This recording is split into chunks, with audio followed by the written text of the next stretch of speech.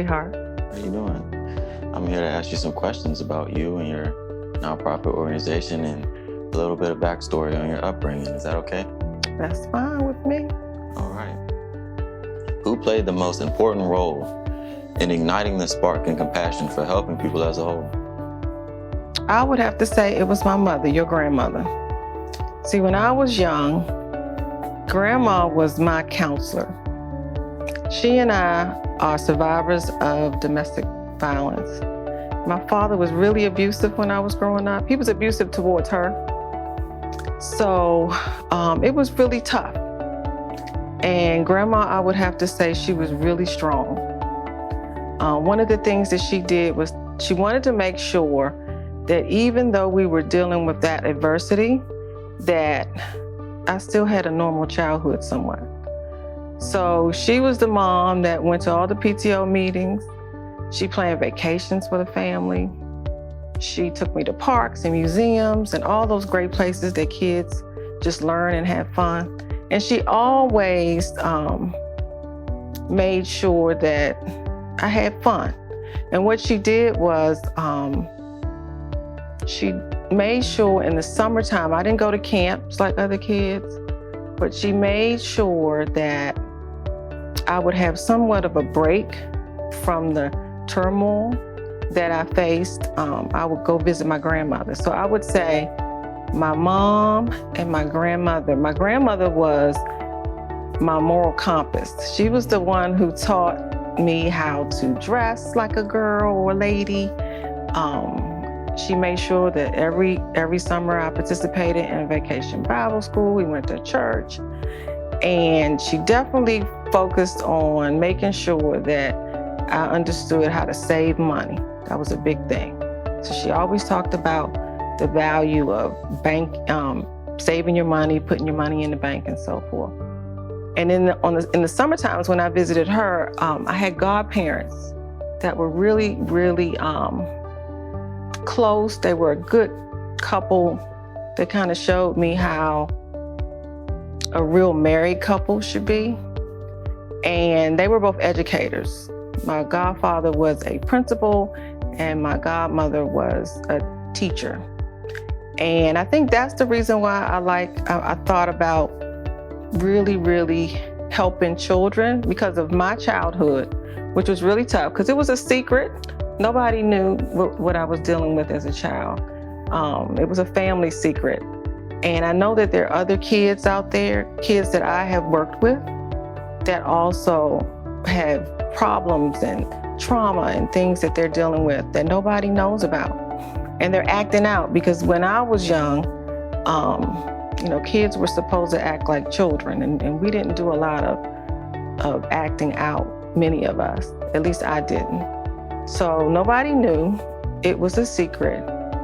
And I know that there are kids out there that are dealing with trauma, and I want to give back. See, one of the things I figured out years ago is that we go through adversity to get someone else through it.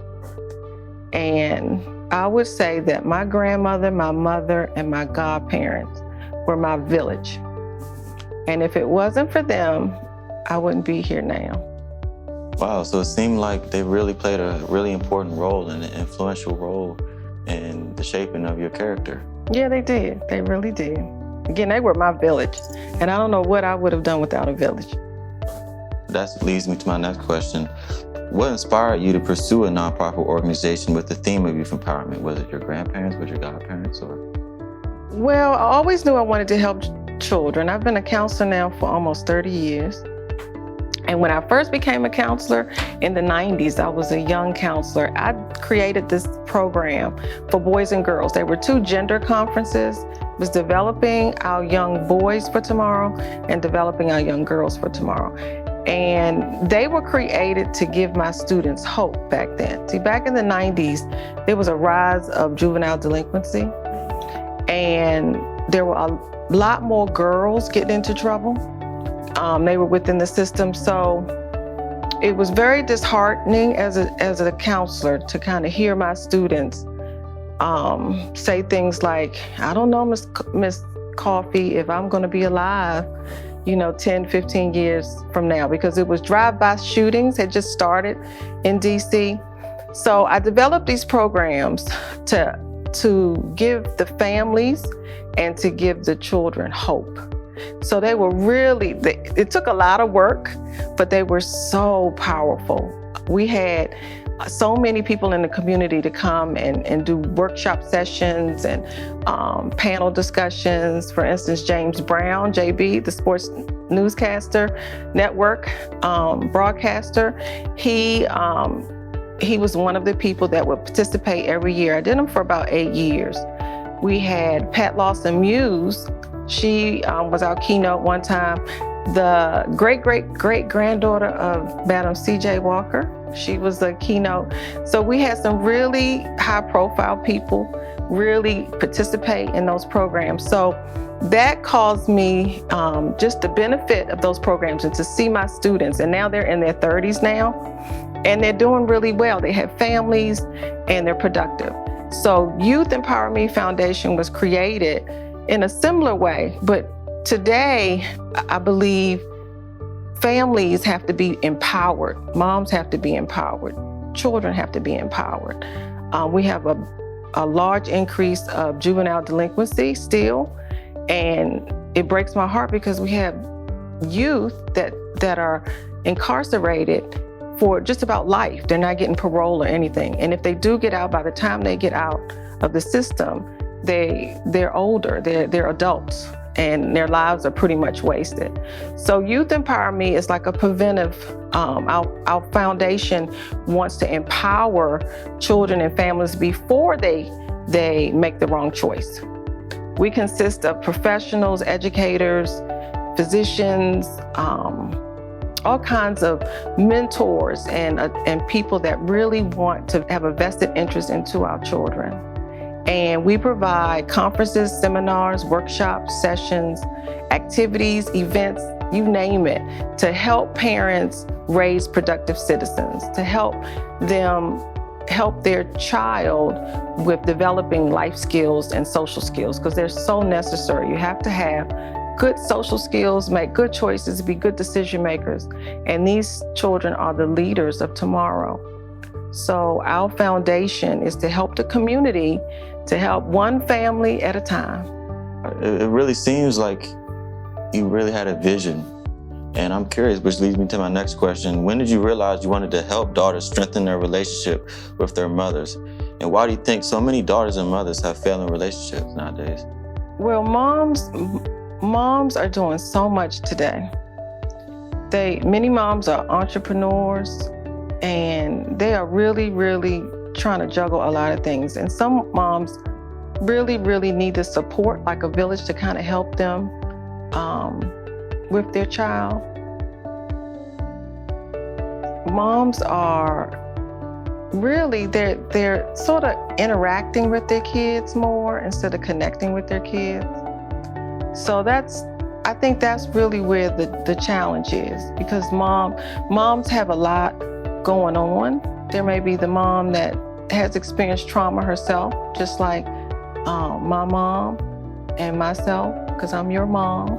And through it all, they still have to be there and present for their children. And it's really hard. Even if they have a spouse or significant other, it still requires, the support of other people. Years ago, we had aunts and grandmas that lived really close, and even in your neighborhood, you had people that you would call a cousin and they really was just a close friend. But you don't have those support systems anymore. Most people don't have those. So I think moms and parents really need a village.